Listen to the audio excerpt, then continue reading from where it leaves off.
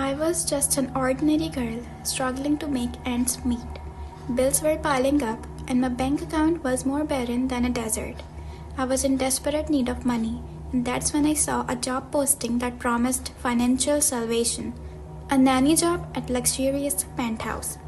The penthouse was unlike anything I'd ever seen. It was a paradise in the heart of city, complete with everything you could ever imagine. The family that resided there seemed charming and polite, but something about their smiles sent shivers down my spine. As I settled into my role, I couldn't help but notice the odd behavior of the family.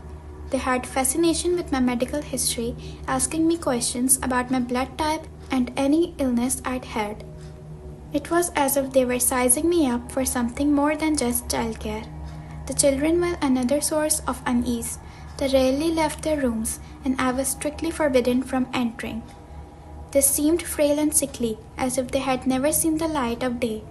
My gut told me something was terribly wrong, but I desperately needed the money, so I pushed my suspicions aside.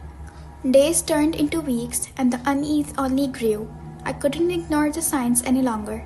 The family's strange behavior, their invasive questions, and the peculiar medical equipment I glimpsed in the children's room all painted a grim picture. One fateful evening, when the family was out, I decided to investigate. My curiosity got the better of me, and I ventured into the children's rooms. What I found there was beyond my worst nightmares. The rooms were transformed into makeshift medical facilities, filled with ominous machines and equipments. But what chilled me to the bone were the files I stumbled upon, files with my names on them. It detailed my bone marrow, and it was clear they had plans for it. Panic set in as the pieces fell into place. They wanted my bone marrow, and they would stop at nothing to get it. My survival instincts kicked in, and I knew I had to escape before it was too late. That's when my slow and twisty journey to survival began. I had to outsmart the family, destroy the incriminating documents, and ensure my escape without them ever realizing what I had uncovered. But I couldn't let Mark, my boyfriend, in on the terrifying secret I was living through. My relationship with Mark was built on trust and love, and I didn't want it to burden him with the horrors of the penthouse. So I kept my struggles hidden, even as I fought for my life. As the last day of the month drew closer, the tension in the penthouse reached its zenith. The family's intention became clearer, and I knew I had to act swiftly to preserve my life and keep my secrets from Mark. The rooftop became my salvation, and the city lights guided my way to freedom.